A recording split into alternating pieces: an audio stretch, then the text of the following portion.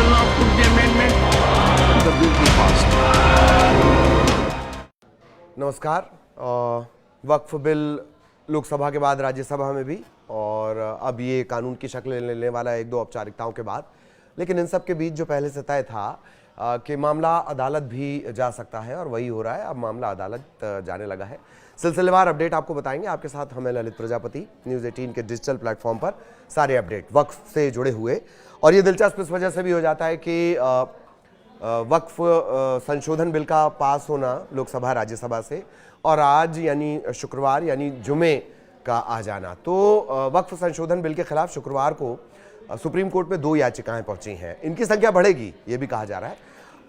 मोटा मोटी बिहार के किशनगंज से कांग्रेस के सांसद हैं मोहम्मद जावेद, लेकिन दूसरा नाम बहुत दिलचस्प है, वो है AIMIM सांसद असदुद्दीन ओवैसी। उन्होंने ये याचिका लगाई है। हालांकि उनका एक जो वर्शिप एक्ट है, प्लेस ऑफ वर्शिप एक्ट, उसे लेकर भी उन्होंने एक याचिका लगा रखी है। करीब 3 महीने पहले का वो पूरा घटनाक्रम है, उस पर नहीं जाएंगे, वापस आ रहे हैं। लोकसभा में भी जिस तरह के तेवर असदुद्दीन ओवैसी के रहे हैं वो भी आप जान लीजिए।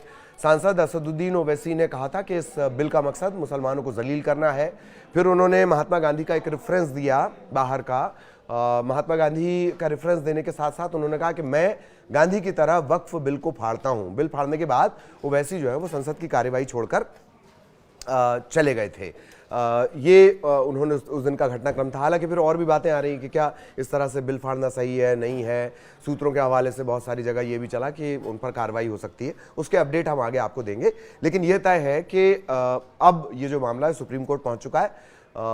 कांग्रेस के अलावा, हालांकि कांग्रेस ने जयराम रमेश हैं या और भी जो नेता हैं, उन्होंने कहा था कि हम इसे लेकर सुप्रीम कोर्ट जाएंगे, बट इससे जुड़ी जो 2 याचिकाएं वो सुप्रीम कोर्ट पहुंच गई हैं। एक जो कांग्रेस के सांसद हैं और दूसरे ओवैसी। बिल पर जब 2 और 3 अप्रैल को लोकसभा और राज्यसभा में चर्चा हुई, 12-12 घंटे तकरीबन ये चर्चा हुई, ये पास हो गया है। अब राष्ट्रपति के पास इसे भेजा जाएगा, उनकी सहमति होगी और फिर ये कानून बन जाएगा। ये पूरी प्रोसेस है। राज्यसभा से गुरुवार को बिल पास होने के बाद कांग्रेस के जो सांसद है जयराम रमेश, जिसका भी मैंने जिक्र किया, उन्होंने कहा कि वो भी सुप्रीम कोर्ट यानी कांग्रेस भी सुप्रीम कोर्ट जाएगी। तमिलनाडु की जो पार्टी है DMK, द्रविड़ मुनेत्र कजगम, उन्होंने भी याचिका लगाने की बात कही थी। और इधर जो लोकसभा है वो अनिश्चित काल के लिए स्थगित हो गई, स्थगित कर दी गई, चूंकि कार्रवाई 31 जनवरी से बजट सत्र शुरू हुआ था। पहला और दूसरा सेशन इसका समाप्त हो गया है। स्पीकर ने यह भी बताया कि इस सत्र में वक्फ संशोधन बिल समेत 16 विधेयक पास किए गए हैं। सदन की प्रोडक्टिविटी भी उन्होंने बता दी 118%। और वक्फ बिल को लेकर उन्होंने सोनिया गांधी को नसीहत भी दी थी, बिरला साहब ने।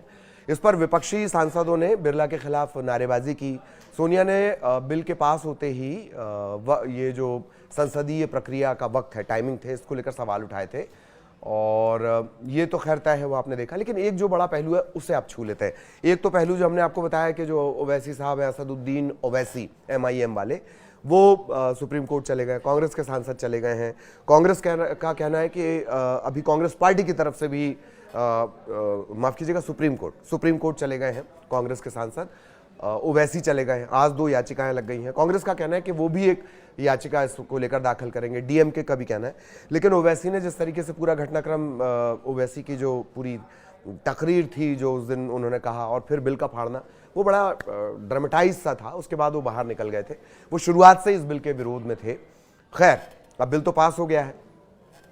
ये तो एक एंगल हो गया ओवैसी वाला। दूसरा जो एंगल है वो और ज्यादा दिलचस्प है, वो है JDU में एक बड़ी फूट इस बिल के बाद है। 7 ऐसे मुस्लिम नेता हैं जो वक्फ संशोधन बिल को सपोर्ट करने के चक्कर में पार्टी को छोड़ चुके हैं। JDU ने वक्फ संशोधन बिल का समर्थन किया है, और इसके बाद नाराज 7 मुस्लिम नेता हैं जिन्होंने पार्टी छोड़ दी है। इसमें अल्पसंख्यक प्रकोष्ठ के जो सचिव हैं मोहम्मद शाहनवाज मलिक, इसके अलावा तबरेज सिद्दीकी अलीम हैं, भोजपुर से पार्टी के सदस्य हैं दिलशान राइन, मोतिहारी की ढाका विधानसभा सीट से पूर्व प्रत्याशी मोहम्मद कासिम अंसारी, ये पहला नाम था कासिम अंसारी जिन्होंने पार्टी छोड़ दी थी। दरअसल अंदर खाने की बात ये भी है कि JDU बहुत कोशिश कर चुकी है कि जो मुस्लिम वोट है वो उनके खेमे में आए।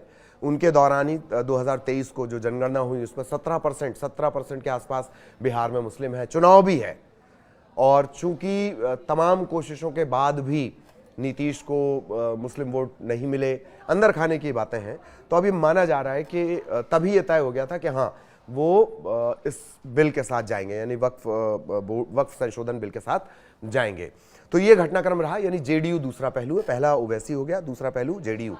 अब 12 घंटे की चर्चा के बाद ये पास हो गया दोनों जगह से। लोकसभा में 288 सांसदों ने और 232 ने विपक्ष में वोट डाला था, और राज्यसभा में भी ये पास हो गया, वहां पर भी 12 घंटे बहस चली है। अब वक्फ संशोधन विधेयक के खिलाफ जगह जगह मुसलमानों ने विरोध भी जताया। इस बीच all India Muslim personal law board ने इस बिल के पास होने पर इसे जमहूरियत के लिए काला अध्याय, कलंक बता दिया। जुमे की नमाज के बाद बड़ी संख्या में मुस्लिम समाज के लोग कोलकाता में भी सड़कों पर निकल गए। सरकार के खिलाफ जमकर विरोध प्रदर्शन किया गया है। उनके हाथों में तख्तियां हैं, वी रिजेक्ट वक्फ बिल, इस तरह के पोस्टर हैं। भारी पुलिस बल के बीच लोगों ने सड़कों पर नारेबाजी की है। दिल्ली की जामिया मिलिया यूनिवर्सिटी के छात्रों ने भी इस बिल के विरोध में प्रदर्शन किया। छात्र संगठन आइसा इसमें है और एनएसयूआई इसमें है, इन लोगों ने प्रदर्शन किया है। वक्फ संशोधन बिल का विरोध किया गया।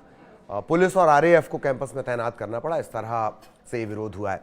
अच्छा, इंदौर से भी, हालांकि शुरुआत में हमने आपको बताया था कि मध्य प्रदेश में कई जगहों से ये खबरें आई थी, तस्वीरें आई थी कि लोगों ने जश्न मनाया है, मिठाइयाँ हैं, मुस्लिम तबके ने भी इसे लेकर जश्न मनाया, खुशियाँ जाहिर की हैं वक्फ संशोधन बिल को लेकर। अब और भी रिएक्शन आ रहे हैं, मिनी मुंबई इंदौर का भी रिएक्शन आया है, वो भी आपको सुनवा देते हैं, सुन लीजिए। देश भर में वक्फ संशोधन बिल को लेकर चर्चाओं का दौर जारी है। संसद के दोनों ही सदनों में यह बिल पास हो चुका है। अब इसे कानून बनाने के लिए राष्ट्रपति के पास भेजा गया है। हमारे साथ कुछ लोग हैं, जानते हैं कि वक्फ संशोधन बिल को लेकर क्या स्थितियां हैं। वक्फ संशोधन बिल दोनों ही सदनों में पास हो गया, राज्यसभा में भी पास हो गया। देखो, एक बिल पारित करना और एक बिल थोपना, इसमें बहुत अंतर होता है। आदरणीय मोदी जी ने और अमित शाह जी ने मतलब ज़बरदस्ती 20 करोड़ मुसलमानों का दिल तोड़ के ये बिल पास किया है, उन्होंने संशोधन किया है। हमें ज़रूरत ही नहीं थी, जैसा हमारा काम चल रहा था, बढ़िया चल रहा था। और सबसे बड़ी बात, वक्फ की संपत्ति हमारी है, मुसलमानों की है ना। उसके अंदर तुम्हारे को टांग अड़ाने की ज़रूरत क्या है? तुमको बस हमारे ही मुद्दे दिखते हैं उसके अंदर। काय के लिए तुम उसके अंदर बदलाव कर रहे हो? काय के लिए उसके अंदर बोल रहे हो कि 2 गैर मुस्लिम होंगे, वो करेंगे, उसकी देखभाल करेंगे, 2 महिलाएं होंगी।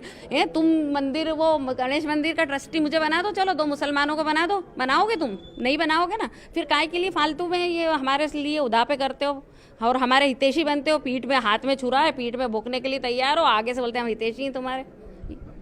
संशोधन हो चुका है, बिल पास हो गया है, अब कानून बनने की तैयारी है। देखिए, बहुमत के आधार पर कोई भी कुछ भी कर सकता है, ये तो हम यहाँ भी देख रहे हैं और वहाँ भी देख रहे हैं। परंतु वक्फ का जो गलत प्रोपोगंडा किया जा रहा है वो बहुत गलत है। जहाँ भी मस्जिद बनती है, जहाँ भी मुस्लिम उपयोग के लिए कोई भी चीज़ होती है, वो या तो सरकार से खरीदी जाती है या लोग उसको दान करते हैं। कभी भी कोई भी मस्जिद हमारे धर्म में है, मुस्लिम धर्म में, कि उसको ना हम कब्ज़ा करके बना सकते हैं, ना हम कहीं छीन के बना सकते हैं। हम उस चीज़ को ख़रीदेंगे पहले, फिर वहाँ पर हमारी नमाज जायज़ होगी। हर एक नियम हमारे इस्लाम में पहले से ही मौजूद है। ना हमने कभी कोई मस्जिद कोई कब्ज़े पे बनाई है। तो ये सारी चीज़ें तो हमारे पूर्वज हमें वक्फ में देकर गए हैं। वक्फ का मतलब किसी को देकर जाना, मुस्लिम समाज में ये सारी चीज़ें देना, परंतु बहुत ज़ोरदार विरोध करते हैं। और आपको एक बात और बता दूं, जो करबला का विषय यहाँ पर चल रहा है, उस पर हम हाई कोर्ट में जा चुके हैं और हाई कोर्ट में इसका केस चल रहा है। तो ये झूठी वाहवाही इनसे बोलने आपके नहीं लूटें। कुछ और लोग हैं हमारे साथ, जानते हैं कानून बनने की तैयारी में है, बिल पास हो गया दोनों ही सदनों में। आप विरोध करते हैं या इसके पक्ष में? पूरी तरीके से, मैं खुद ही नहीं, पूरे देश का पूरा मुस्लिम समाज इसका विरोध करता है, क्योंकि ये एक काला बिल है। इसका सभी लोगों, सारे विपक्षी नेताओं ने भी इसका विरोध किया है। ये मुसलमानों की संपत्ति पे डाका डालने वाला बिल है। इसको मुसलमानों की जो आज़ादी है, जो मुसलमानों के धार्मिक कार्य करने के लिए जो संपत्तियां दी गई है, उस पर किसी न किसी तरीके से, जिस तरीके से बताया जाता है, जैसे ये सरकार जो उद्योगपतियों की सरकार है, आगे पीछे इन ज़मीनों का उपयोग भी उद्योगपतियों के लिए किया जाएगा। जब अच्छा भला मुस्लिम पर्सनल लॉ बोर्ड वक्फ बोर्ड, ये सब चल रहा है और अपना काम वो खुद कर रहे हैं। तो ये अगर संशोधन कर रहे हैं तो ये एक दोगलापन है। एक तरफ तो भारतीय जनता पार्टी मुसलमानों को नमाज़ पढ़ने पर रोक लगाती है कि सड़कों पर नमाज नहीं होगी, छतों पर नमाज नहीं होगी, अजानों से उनको तकलीफ होती है, और दूसरी तरफ मुसलमानों को हितैषी बन के ये बिल पास करने की कोशिश की जाती है। आप किस तरह से देखते हैं इसको? हम विरोध करते हैं, इसका पुरजोर विरोध करते हैं।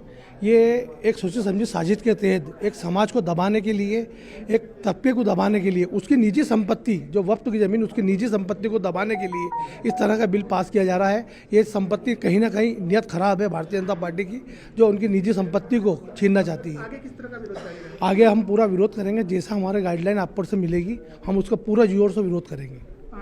दोनों ही सदनों में बिल पारित होने के बाद में अब इसको कानून बनने की तैयारी है। हालांकि इंदौर में मुस्लिम समुदाय के लोगों का कहना है कि इस बिल का विरोध लगातार जारी रहेगा। ऊपर से जिस तरह के निर्देश आते रहेंगे उसी तरह से विरोध जारी रहेगा। ये एक काला कानून है, इसको हटाना चाहिए। तो ये कुल जमा ये है, स्थितियां ये है कि ये विवाद फिलहाल नहीं थमेगा, विरोध की अलग अलग बातें आएंगी। तकरीर जो नेताओं ने दी है वो सब आपने सुनी है, लेकिन हमने जो आपको अभी ये पूरा घटनाक्रम बताया, इसमें 3 महत्वपूर्ण पहलू हैं। एक ये कि इससे लेकर जगह जगह प्रदर्शन हो रहा है। दूसरा पहलू ये कि ओवैसी ने पहले तो बिल की कॉपी फाड़ दी थी लोकसभा में, और उसके बाद अब जो ओवैसी हैं वो सुप्रीम कोर्ट भी चले गए हैं, कांग्रेस के एक सांसद भी गए हैं, और भी याचिकाएं जाएंगी। डीएमके कह रही है, कांग्रेस के जयराम रमेश कह रहे हैं, और लोगों का क्या कुछ रिएक्शन रहा जगह जगह विरोध प्रदर्शन के साथ साथ, वो भी हमने आपको बताया। और जेडीयू को इसका सबसे बड़ा असर जेडीयू पर पड़ने वाला है, और वो भी तब जबकि बिहार में चुनाव है। इसी तरह से इससे जुड़ा आगे भी अपडेट आप तक पहुंचाते रहेंगे। फिलहाल इजाजत, नमस्कार।